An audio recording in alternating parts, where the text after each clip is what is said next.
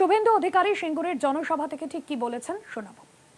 लोग हैं ভারতবর্ষের সুসন্তান প্রয়াত রতন টাটাজি এখানে যখন কারখানাটা জোর করে তুলে দেওয়া হলো সেদিন বলেছিলেন আমি ব্যাড এম কে ছেড়ে গুড এম এর কাছে চলে গেলাম।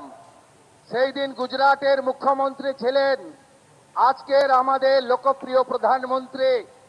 অর্থাৎ আমরা সবাই আজকে গুড এম এর বক্তব্যই শুনবো।